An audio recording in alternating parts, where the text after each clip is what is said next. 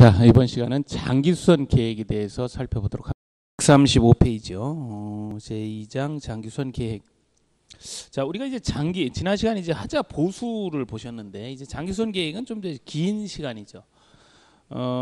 장기수선 계획은 아무래도 뭐 방수공사라든지 도장공사 이런 이제 큰 비용을 발생 시점에서 부과를 하게 되면 여러 가지 이제 문제점들이 노출이 될 수 있기 때문에 미리 그 금액을 획정해놓고 그 금액만큼을 일정 요율에 따라 징수하는 방식.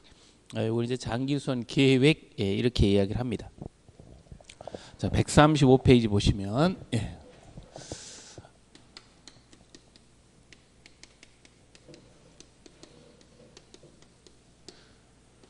자, 우리가 일반적으로 이렇게 이제 기간이 경과하면서 그 비용의 발생액이 점차 체증한다라는 걸 알 수가 있죠.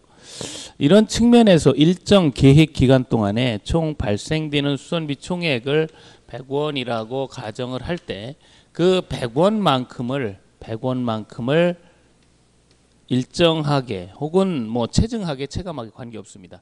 이렇게 정립을 하면 이렇게 100원이라는 금액은 이 계획이라는 것을 수립함으로써 나올 수 있었고, 그만큼을 적립하게 되면 적립된 그 돈을 우리는 장기수선 충당금이라고 이렇게 부릅니다. 충당금.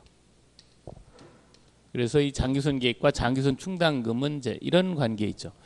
자, 우리 이제 시험과 관련해서 장기수선 계획에서는 장기수선 계획에서는 이 계획을 어떻게 수립할 것인지의 문제.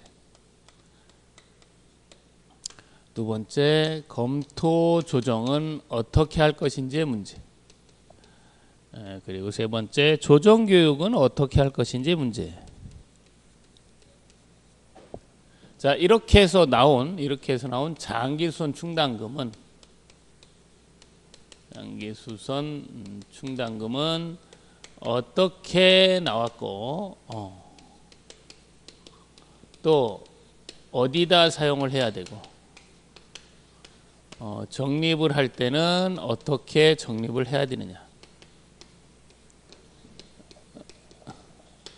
그리고 사용할 때의 절차는 어떻게 되는지. 자, 요 내용이 이제 시험과 관련해서 이제 구분이 돼서 이제 여쭤보는 부분입니다.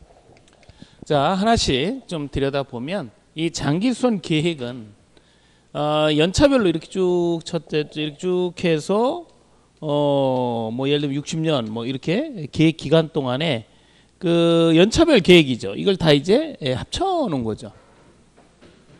그래서 이 수선과 관련된 부분이기 때문에 가장 잘 이 아파트의 컨디션을 잘 알고 있는 사업주체에게 수립을 법으로 하도록 하고 있습니다.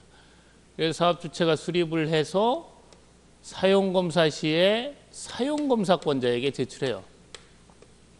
사용검사권자에게 제출합니다. 그래서 이 사용검사권자가 확인을 해보죠. 제대로 만들어졌는지. 그래서 제대로 만들지 않았다면 이제 보완 요구를 합니다. 제대로 만들어 와라 이렇게. 아무튼 그래 제대로 되면 그거를 관리 주체한테 인계하죠 이렇게. 자, 이렇게 해서 이제 수립이 됩니다. 그러면 관리 주체가 가지고 와서 검토 조정 단계를 거쳐요. 그래서 검토 조정은 3년마다 하라 그럽니다. 3년마다 누구 하라 그러냐면 사업주체는 이미 인수인계하고 떠났으니까 입주자 대표회의와 관리주체 보고 3년마다 검토 조정하라 그래요.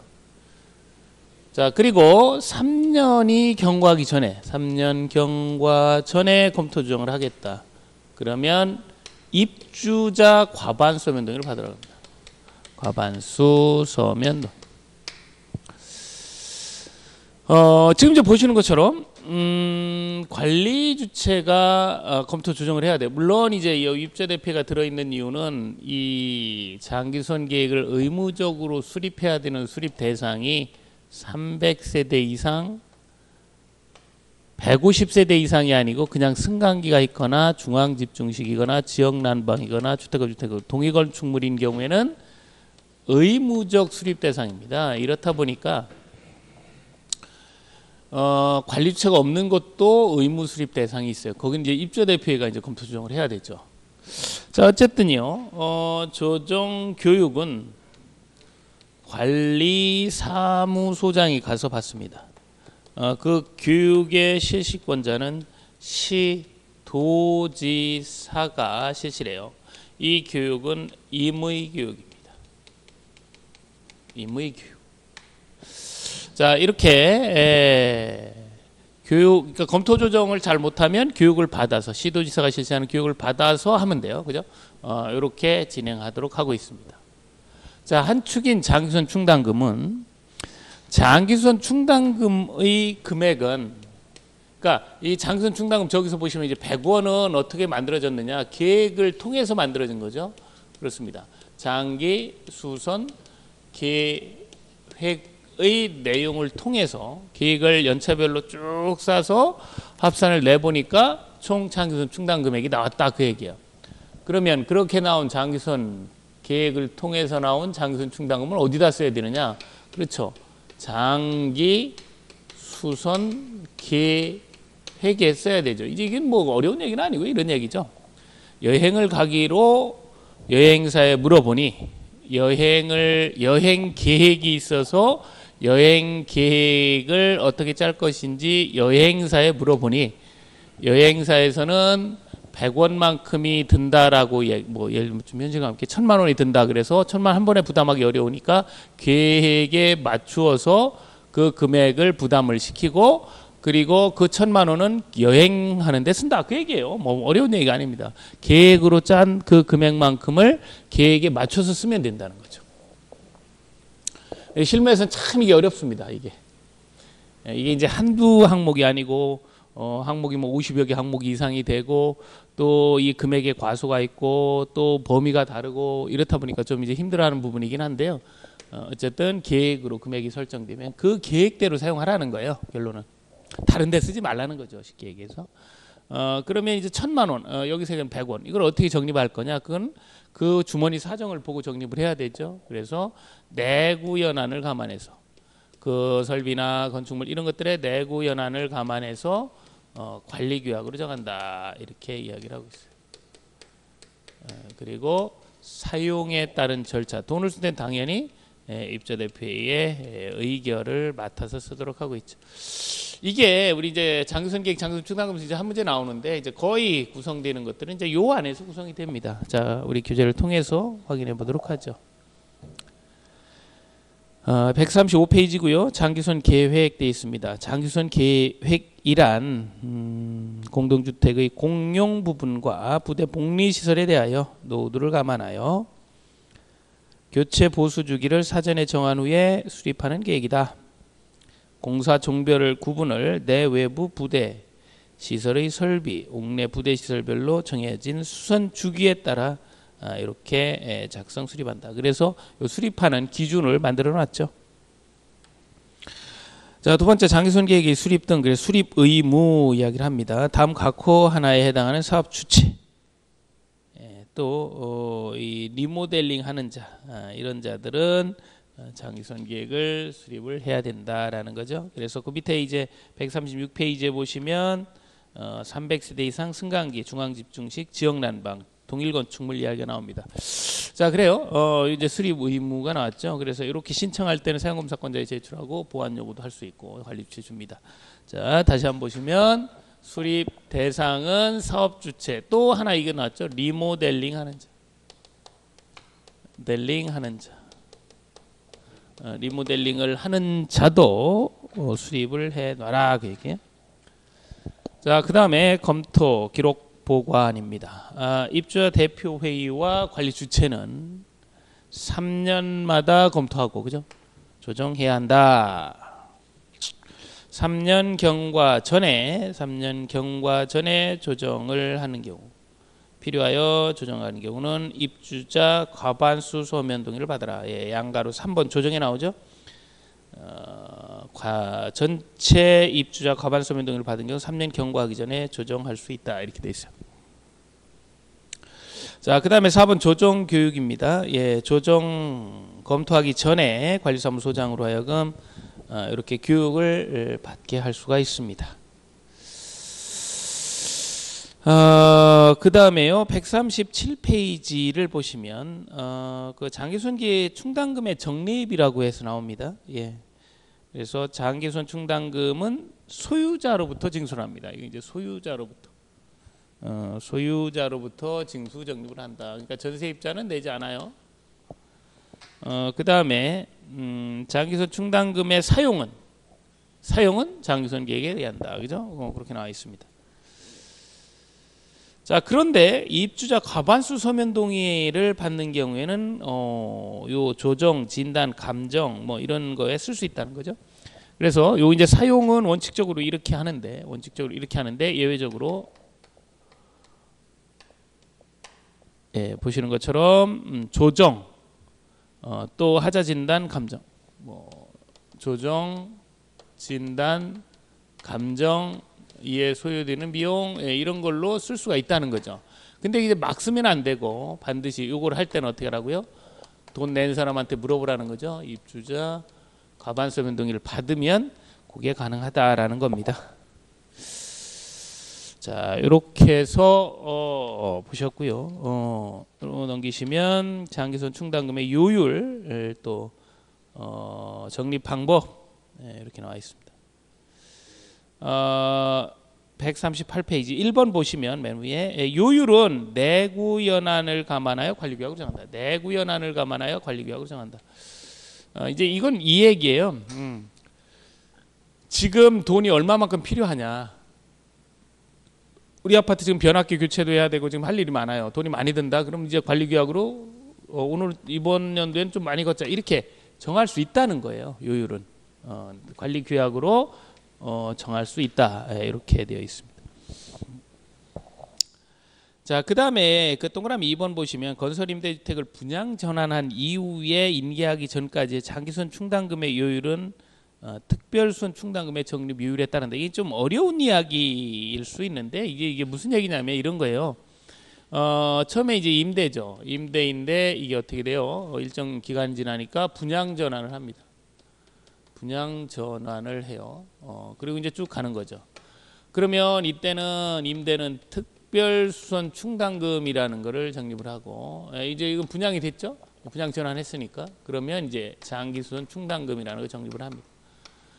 그래서 이 특별수선 충당금은 그 0으로 그러니까 요율을 정해요. 요율을 이미 이제 만분의 1, 만분의 4 정해놨고 이거는 이제 관리규약으로 정합니다. 요율을. 그렇다 보니까 이제 어떤 문제점이 있냐면 요 분양 전환 기간, 요 기간 동안에는 임대도 있고 분양도 있다는 거예요. 그러면 임대는 요율을 법으로 정하고, 분양은 관리규약으로 정하고 이렇게 하면 이제 안 맞잖아요. 이게. 그러니까 요 기간 중에는 어떻게 할 거냐에 대한 이야기를 하고 있는 겁니다. 이 기간 중에는 어떤 특정한 날 딱 정해요. 이 날이 이제 인수인계일입니다. 그래서 이 인수인계한 날 이후부터는 장충금을 하고 이전은 무조건 분양도 전부 특수충의 요율을 따라요. 이 특수충 요율을 따르도록 하고 있습니다. 그 얘기를 하고 있는 거예요. 자, 예, 이렇게 정리를 했고요. 그 동그라미 4번, 그 3번 보시면 금액은 장기손 계획으로 정한다. 뭐 이렇게 돼 있고, 자, 4번 보시면 사용 계획서를 작성을 해서 사용을 하고 입대 의결을 꼭 거쳐라 이야기를 합니다. 그 다음에 동그라미 5번 보시면 언제부터 그럼 걷느냐? 장기손 충당금은 사용검사일로부터 1년이 경과합니다. 사용검사일로부터 1년이 경과한 날이 있어요. 이 날이 속하는 달부터 매월 적립하면 돼요. 이렇게. 자, 분양되지 아니한 건 사업주가 부담한다. 그 소유자가 분양되지 않은 건 사업주체니까 당연히 부담을 하고요. 지금 이제 보시는 것처럼 소유자가 부담하는데 소유자가 미국가에 있어요. 뭐 어디 외부에 가 있어요. 그러면 전세입자가 이 돈을 내겠죠. 그럼 전세입자가 내고 얼마 냈다 관리사무소 가가지고 납부 확인서 발행해서 나중에 이제 그만큼 정산하면 돼요. 그래서 그거 이제 6번, 7번, 8번에 그 이야기 나왔습니다. 자, 이렇게 이제 장기선 계획, 요 수립, 검토, 조정, 조정교육, 그리고 장기선 충당금의 금액, 사용, 요율, 사용 절차와 관련해서 보셨고요. 요 장기선 충당금은 요 범위 내에서 이제 구성이 됩니다.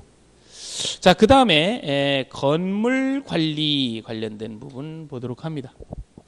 자, 건물 관리.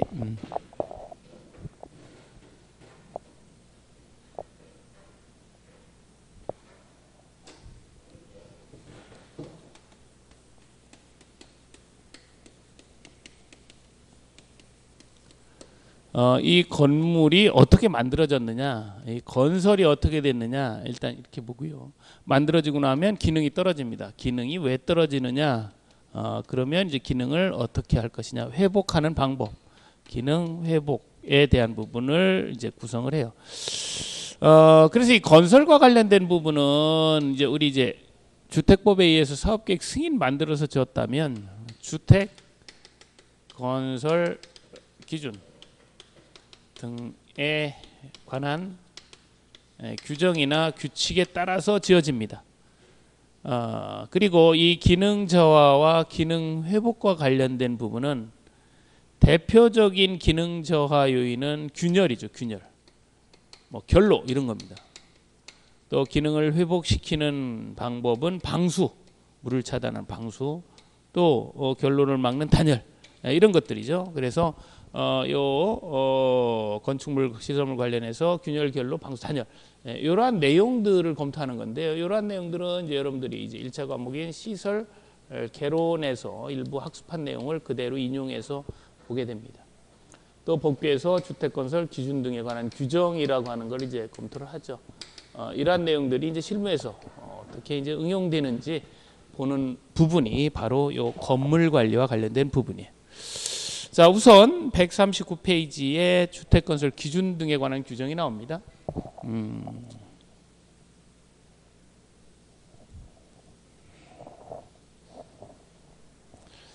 주택건설 기준 등에 관한 규정은 단지가 있어요.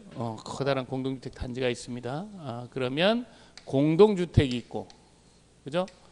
또 여기에 부대시설이 있고, 부대시설이 있고, 또 복리시설도 있고, 뭐 도로도 있고, 뭐 여기 이제 상가도 있고, 여기에 경비실도 있고, 이런 것들을 어떻게 만들 것이냐 대한 이야기예요. 자, 139페이지입니다. 거기 뭐 이제 기준척도 뭐 이렇게 되어 있는데, 아무튼 기준척도 단위는 5cm 단위로 한다는 것만 기억을 하시면 되고, 계단 있죠. 여기에도 보면 요 가운데도 이렇게 이제 오르락내리락 이렇게 계단이 있을 수 있고, 또 바깥에도 뭐 이렇게 계단이 있을 수 있어요. 요 계단에 대한 이야기입니다. 그래서 공동으로 사용하는 계단이 있고 건축물에 5개 계단이 있는데 그 유효폭이 다르죠. 유효폭, 이거는 뭐 공동으로 사용하는 계단은 120, 5개 계단은 90cm 그렇습니다. 자, 그 다음에 그 140페이지 보시면 출입문 있어요. 출입문. 그러니까 이제 여기 경비실 앞에 보면 여기 출입문 있잖아요. 요 출입문. 요즘 이제 안전유리 쓰죠. 그 안전유리가 뭐냐? 45kg의 추가 75cm 높이에서 낙하했을 때 관통되지 않으면 이거 안전유리다 이렇게 판단을 합니다. 그리고 요즘은 여기 들어갈 때 여기 월패드 이렇게 통해서 나오는 여기 이제 이렇게 출입하는 장치가 이렇게 붙어 있잖아요, 그죠? 그래서 카드를 하거나 아니면 비밀번호 누르거나 이걸 이제 전자 출입 시스템이라고 그럽니다. 그래서 이 전자 출입 시스템을 해야지 문이 열리죠. 근데 뭐 화재가 발생할 수도 있어요. 그럼 이게 자동으로 이제 풀립니다. 그래서 그걸 이제 그 밑에 동그라미 4번에 보시면 이제 연동이라고 하는 거예요. 그리고 그 3번의 비상문 자동 개폐 장치는 뭐냐면, 여기 이제 옥상에 뭐 이렇게 이제 난간 같은 게 이렇게 있고, 그러면 여기에서 이제 이렇게 해서 이제 옥상으로 나가잖아요. 그럼 이 옥상에 있는 옥상 문을 얘기하는 거죠. 옥상 문은 평소에 이제 잠겨 있죠. 근데 이제 화재 발생하면 대피를 해야 되니까 이게 열려야 대피를 하죠. 자동으로 열린다 그 얘기예요. 그래서 이런 신호를 주면 열릴 수 있는 비상문 자동 개폐 장치를 설치하도록 하고 있습니다. 자, 그 다음에 이제 복도돼 있어요. 이게 이제 계단실형일 수도 있지만 복도형의 경우에는 이렇게 이제 이렇게 복도가 이렇게 쭉 있잖아요. 양쪽에 이렇게 복도. 그래서 이 복도와 관련된 부분이고, 이 복도의 141페이지 보시면 중복도라는 게 있어요. 양쪽에 호실이 있는, 뭐 공동주택 잘 없는데 이렇게 양쪽에 호실이 있는 경우, 이런 경우죠. 이렇게 복도가 있고 이쪽에도 101, 102 이렇게 돼 있고, 뭐 이쪽도 뭐 103, 104 이렇게 이제 돼 있는 이런 경우가 이제 있을 수 있다는 거예요. 이런 경우에는 40m 이내마다 계곡부를 돌아. 자, 그다음에 이제 난간입니다. 여기도 뭐 이렇게 이제 난간이 다 있잖아요. 이렇게 난간, 여기도 난간이 있고, 여기 계단에도 난간이 있고. 그래서 이제 이러한 이제 난간 같은 부분이에요. 그래서 난간은 기본적으로 1.2m 이상 떨어지지 않도록 하고 있습니다. 그리고 간살 간격, 그래서 이런 데도 보면 여기에 이렇게 쭉 하면 요 간살이 있잖아요. 요 간살이 10cm, 안목적 10cm 이하로 이렇게 하도록 하고 있고, 그 다음에 그 2번 부대시설 관리 보시면 도로가 있고요. 이 단지 내 도로, 요 단지 내 도로는 이렇게 이제 폭 1.5m 이상의 보도를 포함해서 7m 이상으로 하도록 하고 있어요. 기본적으로. 그게 이제 도로의 기준입니다. 7m 이상으로 한다. 물론 이제 도로 끝에 있는 이제 막다른 도로 같은 경우는 좀 좁을 수 있어요. 4m 이상으로 줄일 수 있다. 141페이지 하단에 나옵니다.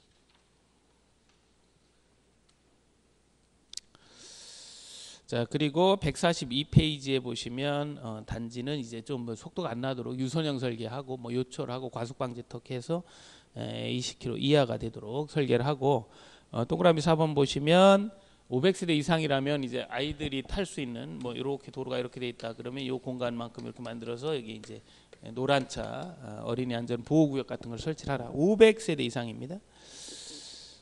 그다음에 관리사무소가 있는데 관리사무소는 이제 50세대 이상이면 설치를 하도록 돼 있어요. 이상이면 설치합니다. 50세대 이상. 자, 그래서 50세대에 10제곱미터를 주고 10제곱미터 초과 세대마다 500제곱센치를 더하죠. 이렇게 정리하고 100제곱미터까지 합니다.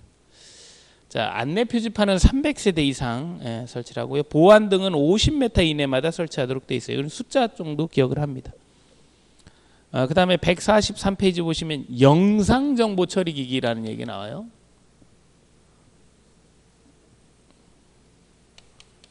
영상정보 처리기기. 예전에 이제 CCTV라고 하는 겁니다. 요즘 이제 CCTV라는 표현을 잘 쓰지 않고요. 영상정보 처리기기라 그래요. 그래서 143페이지에 보시면 그 설치 기준에서 그 박스 안에 승강기, 어린이 놀이터, 각종 출입구, 이제 영상정보 처리기기를 설치하도록 하고 있고, 이 영상정보 처리기구는 130만 화소 이상이 돼야 돼요. 그리고 그 3번 보시면 확대 뭐 혹은 뭐 이렇게 이제 감시, 다채널 감시도 할 수 있다라는 부분. 그리고 이렇게 다채널로 하다 보면 크기가 너무 작아질 수 있으니까 4인치 이상으로 이렇게 하도록 하고 있습니다. 자, 그 다음에 영상정보 처리기기 설치 절차 및 관리자 이렇게 돼 있고, 이 장기선 계획에 반영을 해서 하도록 하고 있습니다. 그리고 이 자료는 30일 이상 보관하죠. 이상 보관을 하도록 하고 있습니다. 그리고 144페이지 보시면 촬영 자료는 열람 제공하는 데 제한이 있죠. 그냥 막 주면 안 되죠. 개인 정보라든지 뭐 이런 부분이 문제가 될 수가 있습니다. 그래서 정보 주체의 열람, 또 정보 주체의 동의, 또 뭐 재판, 뭐 수사 이런 거 외에는 절대로 열람 제공을 제한해야 합니다. 자, 이제 이렇게 이제 보셨고, 그다음에 이제 복리시설 이야기를 해봐요. 복리시설. 복리시설. 자, 우선 이제 첫 번째 근린 생활시설 이렇게 얘기하는데, 이게 이제 상가라고 우리가 이제 흔히 단지 내 상가 하는 겁니다. 상가 1,000제곱미터 이상이다. 그럼 하역장 좀 필요하다 이런 표현을 하고 있고, 그 다음에 2,000세대 이상이면 유치원을 둬야 된다. 그래서 이런 것들은 복리시설인데 분양을 한 거죠. 분양을 한 겁니다. 그러니까 분양을 했으니까 입주할 거야? 아니죠. 그래서 이 분양된 이 상가 유치원을 또 뭐라고 부르냐면 입주자 공유 아닌 분양을 했으니까 아닌 복리시설이라 이렇게도 부릅니다.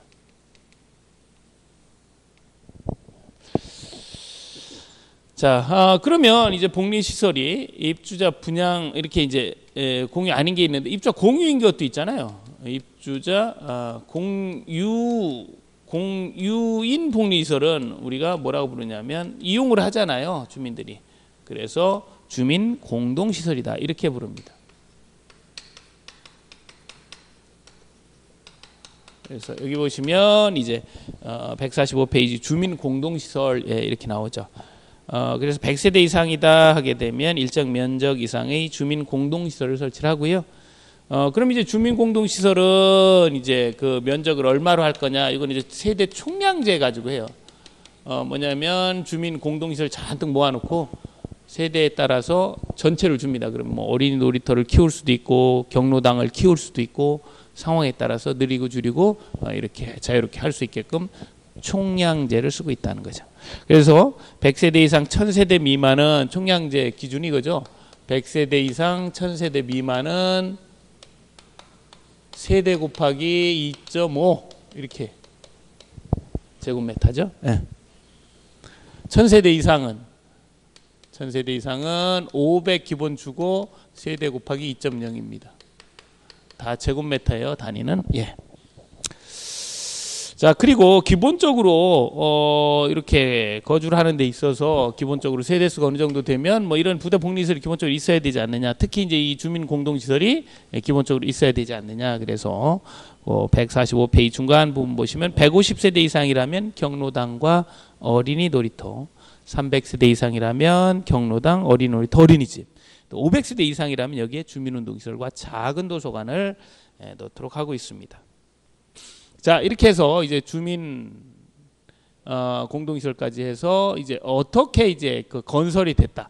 그럼 여기 도로도 있고 뭐 관리사무소도 있고 뭐 여기는 뭐 상가도 있고 유치원도 있고 뭐 여기 더 나가서 주민 공동시설도 있고 이제 쭉 이렇게 맞춰서 이렇게 건설이 돼 있을 거 아니에요. 그럼 이게 이제 시간이 지나면서 기능이 뚝 떨어집니다. 그러니까 이제 기능이 왜 떨어지고 또 그러면 어떻게 기능을 회복할 것이냐. 이제 이걸 이제 고민하는 거죠. 그래서 그 145페이지 보시면 건물의 기능 저하와 그리고 기능 회복 방법에 대해서 정리를 해 보도록 하겠습니다.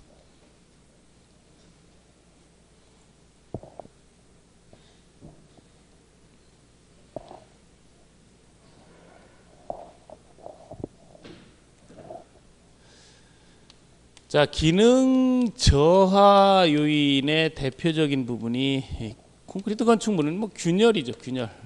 또 결로입니다, 결로. 이런 것들이 기능을 많이 떨어뜨려요. 그래서 그 145페이지 보시면 균열 원인이 뭔가 뭐 여러 가지 요인에 의해서 균열이 발생을 하죠. 그리고 콘크리트 건축물은 물이 들어가기 때문에 이 건조 수축 과정에서 균열이 발생할 수밖에 없어요, 그죠? 그래서 여기도 보시면 설계상, 또 시공상, 또 외부 환경상 이렇게 구분을 하고 있고요. 이 원인은 여러분들이 이제 개론의 내용을 통해서 이렇게 원인들을 파악할 수 있어야 돼요. 그래서 균열의 원인에서 설계상, 시공상, 환경, 외부 환경상 이렇게 이제 균열이 발생이 된다. 그러면 이거를 이제 어떻게 해야 돼요? 보수해야 되죠. 보수. 그래서 이제 균열이 이제 큰 게 있고 균열이 이제 작은 게 있고 그렇습니다.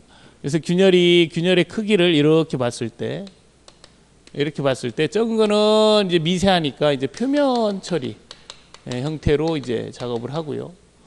표면 처리 뭐 우리 이제 표현대로 이제 공법 뭐 이렇게 표현하는데 또 균열이 커서 아예 안 된다 그러면 이제 보강을 하죠. 이 철물 보강, 기부스 같은 거 하는 거예요. 그리고 균열의 진행 상태로 봐서 충전공법을 쓸 수도 있고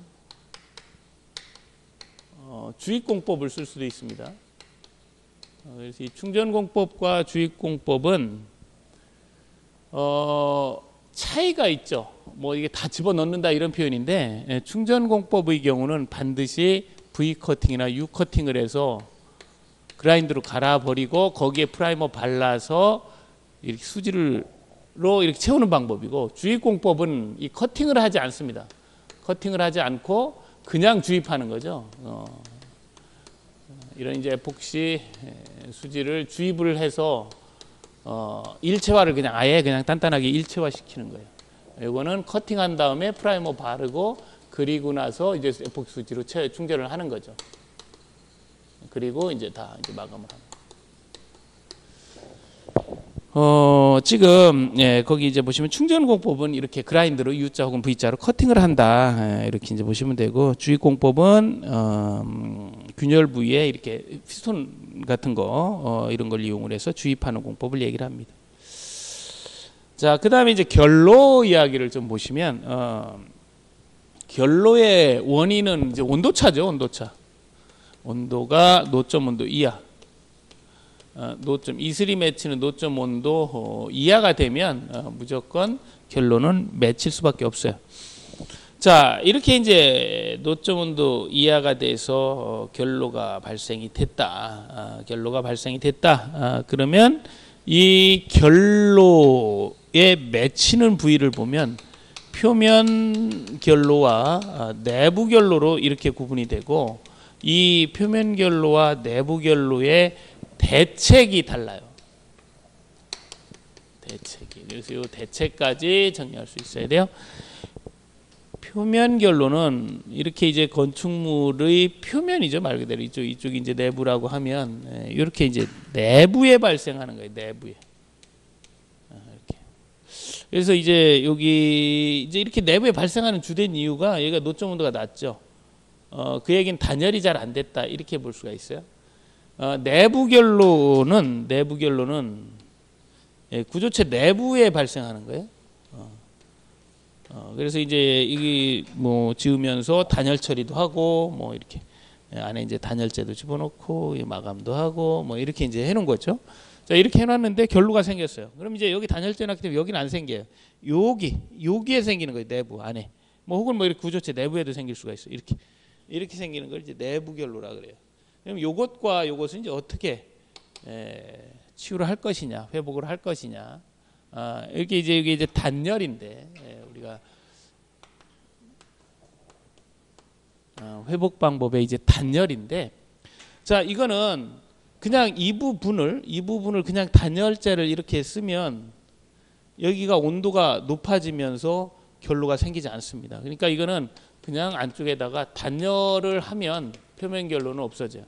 근데 지금 이 내부 결로는 단열을 했는데도 여기 발생이 된 거잖아요. 그 안에다 단열을 또 해봐야 의미가 없는 거죠. 이거는 단열을 바깥쪽에다가 해야 돼. 바깥쪽. 그래서 이거는 외단열을 해야 됩니다. 외단열. 근데 이게 단열을 외단열하기가 비용도 많이 들고 쉽지가 않지요. 그렇다 보니까 이제 어떻게 하냐면 아예 여기에 이제 이중벽을 쌓는 거예요. 앞에다가 이렇게 이제 벽을 쌓아서 이 결로수를 그냥 외부 유도하죠. 아니면 방습층을 이 안쪽에다 대는 거지. 방습층을 이렇게. 그래서 안쪽으로 안 오고 그냥 바깥쪽으로 나가거나 아니면 유도를 하든가 이렇게 합니다. 그래서 바깥쪽에 단열을 하든가 아니면 내측에다가 이중벽을 쌓든가 아니면 방습층을 설치를 하든가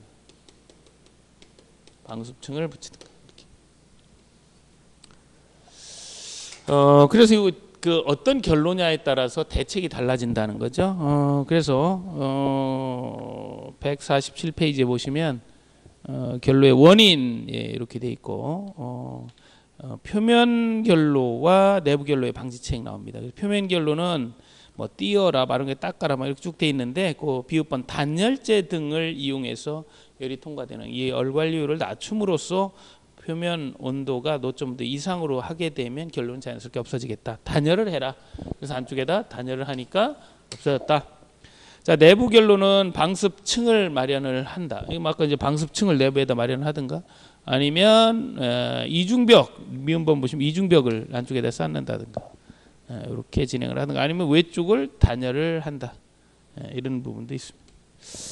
자, 이렇게 해서 이제 결로 보셨고 그 다음에 기능 회복 측면에서 방수를 좀 보도록 합니다.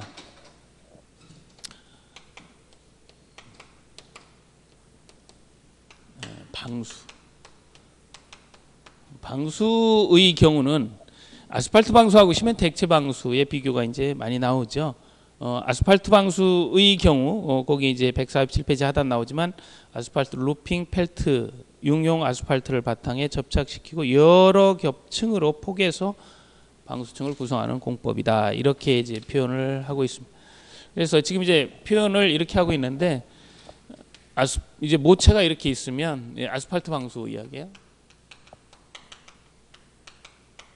모체에 면 처리하고 아스팔트 프라이머 바르고 아스팔트 펠트, 아스팔트 루핑, 아스팔트 펠트, 아스팔트 루핑 이렇게 이제 쭉쭉쭉쭉 해서 나중에 보온우름까지 이렇게 해서 여러 겹을 펴 바르는 방법이다.